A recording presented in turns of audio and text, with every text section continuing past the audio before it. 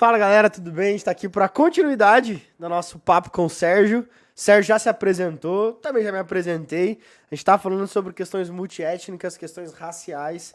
E a gente vai continuar o nosso papo aqui. Sérgio, obrigado pela sua presença. A gente vai continuar aqui no papo. Sérgio, a gente estava conversando no episódio passado sobre essa dinâmica das narrativas, de como as pessoas podem deturpar e como é importante a gente saber o que a Bíblia fala sobre isso. O que você tem para compartilhar com a gente a respeito disso, dentro da sua história, nessas dinâmicas que você vive nas questões raciais e multiétnicas? Então, Matheus, a primeira coisa que a gente deve lembrar é que racismo é pecado. Acabou. Pecado. Pecado. Ponto, né? Ponto. Então, sendo pecado é algo que desagrada a Deus, né? Nesse caso. Porque o racismo ele foi criado, né, por pessoas...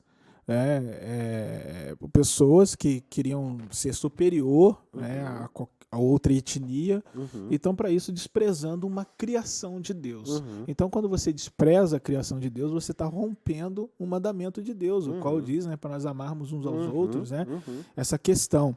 Então com isso, racismo é pecado. Eu sei que muitas pessoas às vezes têm dificuldade, Matheus, antes da gente entrar, assim, de entender essa questão do racismo, porque muito falam, uma hora pode ser vitimismo, uma hora pode ser assim. É notório a gente visualizar que, quando eu contei um pouquinho da história no episódio passado, da história da abolição, a gente teve uma dificuldade relacionada à questão da abolição, pós-abolição. E essa dificuldade, ela influencia a nossa sociedade até hoje. Por exemplo, hoje o Brasil, né, segundo o IBGE, ele junta a questão de mestiço e pardo, e junto com o preto, faz com que o Brasil tenha 56% de negro, que a formação do negro é a mistura de mestiço, pardo e preto. Só que quando você vai para a minoria da questão racial do negro, que é o preto, que é 12%, né? Hoje até um pouquinho mais, está 12,6%, se não me engano, você vê muita dificuldade. Eu, por exemplo, na minha vida, eu só vi uma médica preta. Será por quê? Será que existe vários garotos ou meninas que não querem ser médicos? Então a gente sabe que tem alguma dificuldade econômica, alguma dificuldade social relacionada a isso. Então, essas pessoas que passam, por exemplo, Matheus, você no outro episódio falou, né? Eu falei de algumas das minhas formações. Eu tenho convicção das minhas formações que eu fiz, muitas vezes na sala de aula só eu que era preto. Entendeu? Então, será que ninguém mais queria fazer o curso? Sim. Entendeu? Sim. Então, tem uma dificuldade.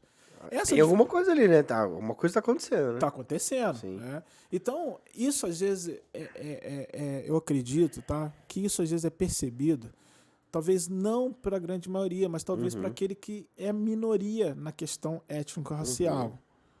Então, é enxergado por isso. Por que eu enxerguei só tem 1%? Então, eu estava talvez procurando alguma identificação, alguma inspiração. Eu notei, mas tenho certeza que talvez alguns amigos meus que nem notaram.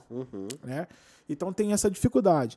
Mas a questão que dificulta e a gente vê, então, a minoria ela enxerga isso. A gente sabe que, eu costumo dizer, né, que a vida é feita de escolhas. Eu tenho uma tese, Matheus, que eu não sei se você acredita dessa maneira. Uma vez um amigo meu falou assim, o amor que eu tinha para aquela pessoa acabou. Peraí, o amor, para eu entendo que o amor não acaba. Você escolhe amar. Então, todo dia eu tenho que escolher amar alguém. Então, eu acordo lá, tô dormindo, todo dia vou escolher amar minha esposa. Hoje eu escolhi amar minha esposa. No dia que eu fiz algo que desagradei ela, eu escolhi não amar ela. Entendeu? Então eu acredito que a vida é feita de escolha. E o racismo é uma escolha ruim. Uma escolha horrível. E eu sempre gosto de desafiar o quê? A igreja. A pessoa de bem, ela tem que mover a sociedade para que ela não faça essa escolha ruim. E nós temos a ferramenta. A ferramenta que nós vamos começar a falar aqui, é Deus. Nós temos a Bíblia. Para que possa fazer com que as pessoas não façam essa escolha. Nós temos o Espírito Santo de Deus. Então a gente tem muitas coisas que pode nos mover, para contagiar a pessoa a fazer uma escolha boa. Uma escolha boa. Sim. E isso é tão forte porque tem um livro que chama Essencialismo. A gente estudou aqui na igreja há alguns anos atrás. E ele tá falando sobre... Se encaixa o princípio, né? Mas ele tá falando nesse livro sobre prioridades. Ele vai dizer o seguinte: se você não estabeleceu as suas prioridades, alguém vai fazer por você. Então é o seu trabalho, alguma coisa. E eu acredito que na questão das escolhas é a mesma coisa. Deixar de escolher é fazer uma escolha. Uhum. Deixar de falar sobre, a gente falou bastante, você falou bastante isso no treinamento que você ministrou para os pastores aqui na igreja. Não falar sobre é fazer uma escolha. Uhum. Não se posicionar é fazer uma escolha. Também. Né? Então é interessante porque quando a gente acabou de passar pelas fases das eleições e tudo mais, né? Enfim, mas votar nulo é fazer uma escolha. Sim. Eu votei em branco, né? Tipo assim, eu não votei. Então você fez uma escolha. Não, eu não escolhi nenhum dos dois. Não, você fez uma escolha de não escolher. Então, acho que essa dinâmica de não me posicionar, de não falar sobre, não ser alguém que batalha e luta contra o racismo, é me posicionar de alguma forma. Uhum. Então, a gente precisa falar, a gente precisa estudar, como você falou no episódio passado, né? Conhecer, ler, ter embasamento e falar sobre, né? Uhum. E escolher. A gente entrando já na questão bíblica, né, eu tenho 2 versículos aqui que eu gosto muito de usar quando entra na temática étnico-racial. Um é em Gálatas 3:28, que diz assim, Mateus: não há judeu, não há judeu nem grego, não há escravo nem livre, não há homem nem mulher, porque todos vós sois um em Cristo Jesus. Todos vós sois, todos. Né? E aí também em Atos 10, 34, 35, ele diz lá: então Pedro, tomando a palavra, disse: na verdade eu reconheço que Deus não faz acepção de pessoas, mas que lhe é aceitável que em qualquer nação teme e pratica o que é justo. Em qualquer nação. Então Deus, realmente, Jesus veio nos mostrar que ele se preocupa com todo. Tem um livro muito bacana mesmo, do Piper, né? Que ele mostra Jesus contra o etnocentrismo. É fenomenal. E a gente vê na Bíblia, no Novo Testamento, Jesus estava o quê? Na casa de fariseu. Jesus estava lá conversando com mulheres samaritanas. Cara, que é um Deus com soldados. Que é um Deus, né, mais exemplo do que isso, né, de que essa questão da gente pensar de superioridade de alguém pela cor da pele, isso não vem de Deus. Então, se Jesus lutou é porque existe. Se ele deu exemplo é porque a gente precisa seguir. Eu lembro lá do Paulo dizendo, né, sede meus imitadores como eu sou de Cristo. Então que a gente possa seguir, né, imitando, né, essa questão como Paulo, como Jesus aí já nos ensinou e foi praticando no Novo Testamento. Sim. E eu acho bem legal a sua formação e os lugares onde você trabalha e vive a sua vida hoje, porque você não precisa chegar lá, abrir a Bíblia e ler. Você pode até, enfim, mas você não precisa sentar lá na cadeira de vice-presidente do Conselho Nacional. Irmão, vamos aqui agora, galera. Vamos abrir aqui, vamos ler. É com as suas ações. Com esse embasamento, você está mostrando que não há judeu, não há grego, não há livre, não há... todos são um em Cristo Jesus. Então, com as suas ações, você vai mostrando isso e vai combatendo. Uma vez teve um episódio numa reunião do Conselho Nacional, Matheus, compartilhar com você. Foi bastante interessante. Estava na reunião e entrou nesse parte do conselho, ele tem várias representações, né? Uma delas, por exemplo, tem cigano, tem mãe de santo, tem pai de santo.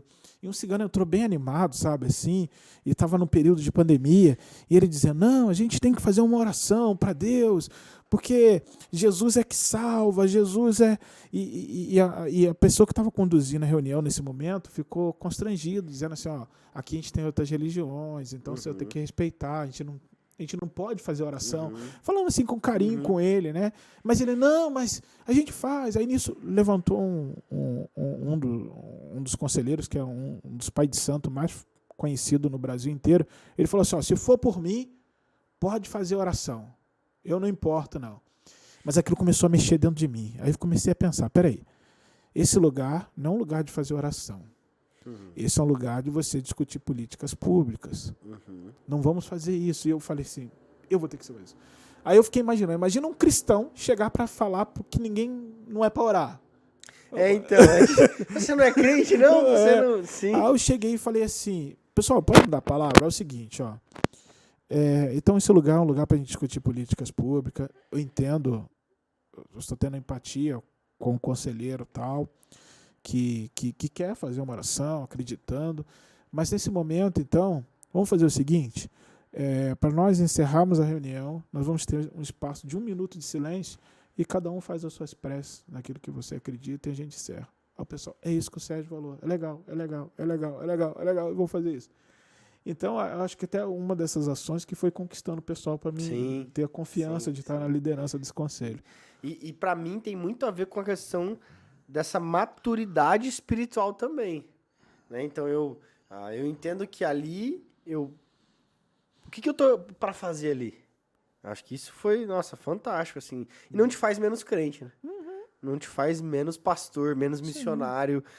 Te faz entender o seu papel ali e com um fundamento bíblico, né? Sim. Sim, então, são essas coisas porque a gente tem que saber discernir o lugar, né? Sim. E quando eu falo para a gente estudar, procurar, é justamente para que a gente tenha essa condução do Espírito Santo de Deus. Né? O Espírito Santo de Deus, ele vai te dar discernimento e sabedoria. Uma hora é a hora de orar, uma hora é uma hora de você exercer aquele dom ou aquele talento que Deus tem concedido para você exercer. E de exercer a sua cidadania, né? Às vezes a pessoa pode falar, mas eu não vou chegar a ser conselheiro nacional. Mas você estuda, você está numa escola, você está numa faculdade, você está num estágio, você está em um trabalho, né? Você está numa família, você vive numa sociedade, numa comunidade. Nós somos seres relacionais, né?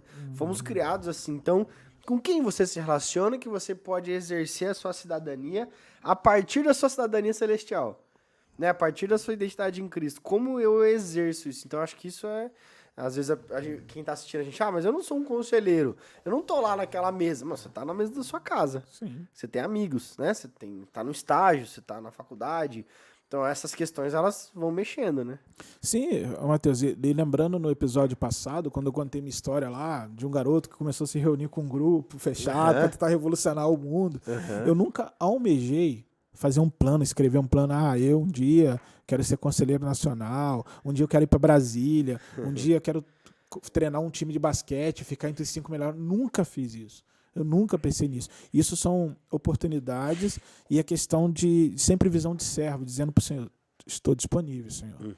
Estou disponível. Onde o Senhor me levar, eu vou procurar me capacitar, vou querer ser dirigido pelo Senhor. Se o Senhor não me quiser nesse lugar, me tira.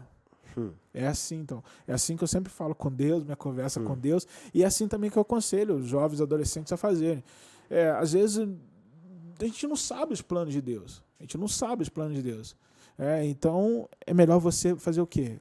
Sempre se afinar para estar disponível aos planos de Deus. E Deus vai colocar você vai começar na sua casa, você vai começar na sua sala de aula, você vai começar na faculdade, você vai começar quando você se tornar vereador, deputado, não sei, alguma maneira de promotor, juiz. De uma maneira, Deus ele vai te dar oportunidade. E você aproveite a oportunidade e comece ali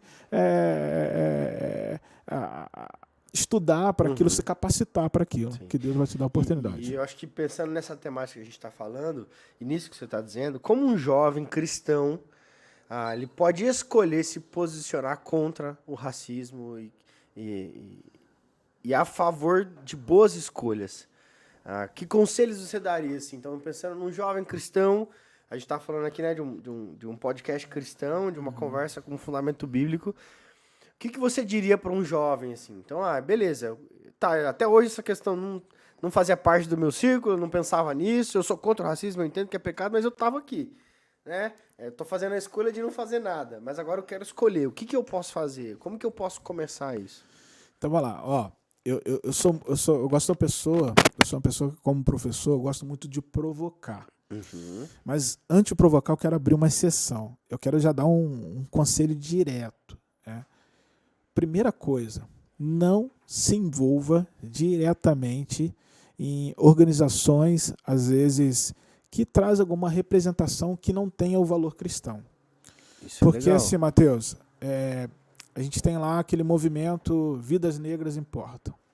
Cara, a causa é muito bacana, cara. Questão, eu acho que tudo que a gente precisa lutar para a nossa sociedade é justo, sabe? Você unir o povo e...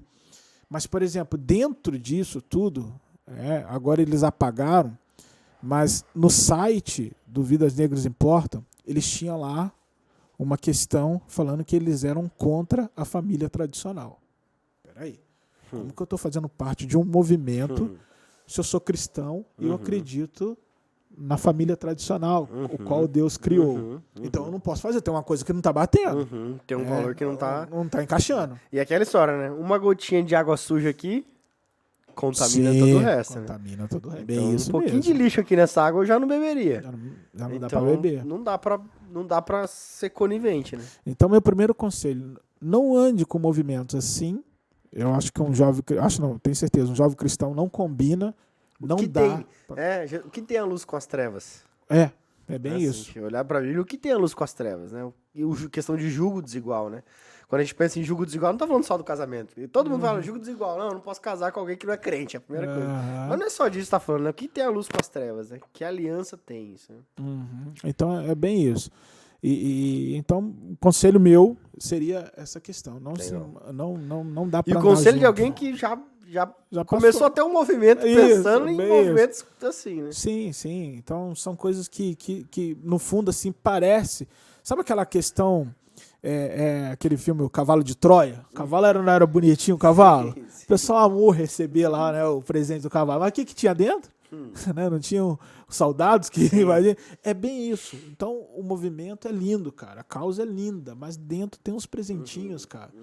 Quer dizer, isso não é presente, né? Isso tem umas coisas que causam perdição. Então, esse é um conselho. Agora, vai uma provocação agora para um jovem adolescente, né? Como que ele pode começar a se envolver?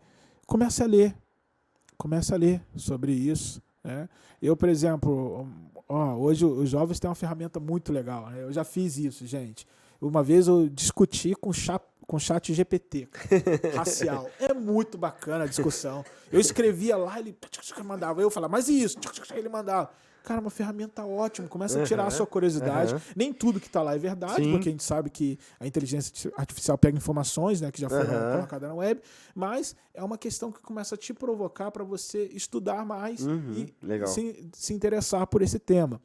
Uma inspiração que a gente vê é de Martin Luther King. Martin Luther King, ele sempre foi uma pessoa assim que lutou pelos direitos humanos, né? E essa luta que ele teve pelos direitos humanos, ele envolvia todo mundo. Então, quando eu vejo alguém branco, eu vejo um alemão, eu vejo uma pessoa loura, asiática, assim, você não fala de racismo porque você é branco, você não fala de racismo. Peraí, vamos parar um pouquinho? Hitler, ele perseguia judeu. Judeu não era branco? Hitler era racista. Tá, então, uma pessoa branca, ela pode falar sobre racismo. Ela deve falar sobre racismo. Justamente para voltar àquilo que a gente começou no início, Matheus. De provocar, de não falar, de influenciar pessoas para não ter aquela escolha ruim de agir com racismo. Então, uma coisa é essa, capacitar, de você procurar e entender que é de todo mundo. Até um parênteses, eu acho que você pode contar, você contou pra gente no treinamento com os pastores, você estava, se não me falha a memória, numa faculdade, dando uma palestra sobre a questão do racismo, e no final da palestra, uma mulher, se não me engano, asiática, ou foi um homem, veio falar com você, e ele falou, cara, eu tava sofrendo isso aqui, eu tava... E não era um negro, era alguém asiático que tava sofrendo com isso, e você ajudou ele ali. Foi isso mesmo. Então, eu estava numa palestra falando de 13 anos do Estatuto da Igualdade Racial, né? E no final da palestra, um asiático, um jovem, né, um adolescente, me procurou e disse, né, falou assim, ó, cara, obrigado que você falou aqui hoje. como você falou, isso me ajudou muito a se encontrar, isso me ajudou muito, porque eu sendo asiático, às vezes as pessoas acham que eu não sofro algumas perseguições por ser asiático. E eu não escolhi, eu nasci assim, e foi uma questão muito bacana, assim, e aquilo me chamou muita atenção, sabe? E ele me deu um abraço caloroso, assim, sabe? Então, preciso de pessoas falando coisas boas, Sim, né? sim. Precisam estar abertos e às vezes o racismo, aquilo que eu falei, não é só da questão do negro. Existem outras pessoas que sofrem racismo, a xenofobia. Eu, por exemplo, Matheus, eu tenho um exemplo triste, por isso que a gente tem que lutar, e eu falo jovem, adolescente se posicionar. A gente tem um trabalho social com haitianos, cara, e uma vez uma haitiana estava andando no ônibus, cara, e uma mulher aleatoriamente levantou e falou assim: você é uma nega fedida. Ela chegou para mim e falou assim: mas, Sérgio, ela contando isso para mim, com os olhos cheios de lágrima, eu cheirei assim, eu não estava cheirando mal. E ela começou a insistir: você é uma nega fedida, nega fedida. E eu fiz a pergunta crucial: e no ônibus, alguém falou alguma coisa? Não, todo mundo ficou quieto. Eu fiquei triste. Aí eu falei assim: não. Eu falei, isso são escolhas ruins. Eu falei, não vou me abater com isso, mas eu estou aqui à disposição. Se isso novamente acontecer, você me manda mensagem na hora, onde você estiver, eu vou tentar ir, eu vou acionar alguém para ir, para a gente conversa, para ver uma pessoa assim. Então, a gente precisa de pessoas que se posicionam. No ônibus, né? No ônibus. Quem dera a gente tivesse um adolescente que está ouvindo a gente agora no ônibus. Peraí, ouviu o Sérgio falando e o Matheus aquele dia? Eu não vou deixar isso acontecer não, senhora. Não fala mais isso. Sim. A senhora está me incomodando e está prejudicando a senhora. Nem se está ouvindo agora, mas se tivesse um crente ali, né? Se tivesse alguém que, poxa, não é essa é uma escolha ruim. Então a gente precisa dessa questão de se envolver, de saber que é de todo mundo, é todo mundo, não importa a sua cor, sua etnia. A questão, a gente fala da questão, mas eu não sei falar em público. Simples atitudes, cara. Você, no seu dia a dia, na questão boca a boca, você pode influenciar. Eu tenho um autor, o Gardner, ele aconselha que a igreja, né, a igreja de Deus, possa se envolver com os problemas de justiça social. Que a gente, como cristão, precisa se envolver com isso. E aonde estiver o problema, a igreja tem que estar envolvida. Seja com racismo, seja na economia, seja na política, seja em qualquer momento. Né? Então isso é muito importante, muito importante. Matheus, só contando uma outra história, rapidinho. Claro. Cara, uma parada bem bacana aconteceu comigo. Eu fui chamado pelo cônsul da Ucrânia para estar no evento de criação de uma organização humanitária que ia cuidar da Ucrânia. Quando eu cheguei lá, só descendente de ucraniano. Pessoal tudo louro. E é uma galera de olhos verdes, assim. O metro quadrado tava lá. Todo mundo de olhos verdes lá. E quando eu cheguei lá, falei assim, meu Deus, o que eu tô fazendo aqui, rapaz? E aí, para dificultar a situação, eles fizeram, era um evento de abertura, né, de criação dessa organização. Eles deram palavra para cada um falar de onde que era e por que estava ali. Eu falei, meu Deus, o que eu vou falar nessa hora, nesse meio? E eu pedi, Deus, aí eu apelo, né? Deus, dá sabedoria, dá discernimento, porque eu não sei. Se tem alguém que você pode pedir, é pra ele. Aí eu cheguei, me dá. E me deram a palavra. Aí eu falei, eu sou o Sérgio, eu faço parte do Conselho Nacional de Promoção da Igualdade Racial. Fui convidado pelo cônsul de poder estar aqui, mas eu queria dizer que hoje, como negro, eu posso entender um pouco a dor que os ucranianos estão passando. Uma dor de ser desprezado, uma dor de ser um povo perseguido, mas eu quero dizer para vocês que, não importando a nossa etnia, nós estamos juntos com vocês. Galera. Eu falei, obrigado, Deus. Aí respirei. Eu imagino. Mas que legal. Então, eu acho que estudar, ler, e se posicionar onde você estiver. Não dependendo da sua etnia. Então, eu sou negro, eu sou branco, eu sou asiático, eu sou do interior, eu sou da capital. Eu posso falar sobre para fazer boas escolhas. Sim, é bem isso. Por quê? Eu digo isso porque dentro dos movimentos sociais que acabam ocorrendo com ideologia, eles falam que pessoas não podem ter direito de fala. Então, muito se cria, Matheus, assim, Você não tem lugar de fala. não tem lugar de fala. Então, por exemplo, vou falar de violência da mulher. Você não é mulher, você não pode falar. Mas você pode falar de uma visão de homem, que o homem não deve fazer isso. É lógico que você tem que falar, Sim, entendeu? Então, sim. começa a deturpar isso. Então, é conversa de todo mundo. É Legal. todo mundo. E provocando e arranjando também uma dificuldade para você, Matheus. Provoca o seu pastor também para falar sobre esse tema. Sim. Ô, Matheus, o que você acha sobre isso? Sim. Ô, olha lá, Matheus. E você, Matheus, o que você achou do Vinícius Júnior? Fala aí para mim, pro Sérgio agora. Sim. Sim. Então, provocar, começar a falar sobre isso. Legal. Né? Eu acho que é bacana isso, é saudável. É saudável pra gente como igreja. Sim. Legal. E a gente estamos caminhando para o fim, mas eu ia falar justamente dessa questão de como igreja. Né? Então a gente falou um pouco da história do jovem como indivíduo e a igreja. Eu acredito que esse é o caminho. Nós precisamos falar sobre. Então eu achei bem legal essa dinâmica. Você até falou sobre isso, né? A gente estava tendo um treinamento, uma palestra para os pastores da igreja, para os ministros, para os obreiros, sobre essa questão do racismo, questões éticas raciais. Agora a gente está aqui gravando sobre isso, mas isso pode repercutir nos pequenos grupos, nas células, nos encontros. Isso pode ter desdobramentos que vão abençoar mais pessoas e como igreja, né? Sim, esse é o objetivo, né? E voltando novamente para a Bíblia, Matheus, a gente vê lá em Apocalipse, olha só, Apocalipse 5:9 diz, eles cantavam esta nova canção, tu és digno de pegar o livro e de quebrar os selos, pois foste morto na cruz e por meio da tua morte compraste para Deus pessoas de todas as tribos, línguas, nações e raças. Em Apocalipse 7:9, depois disso olhei e vi uma multidão tão grande que ninguém podia contar.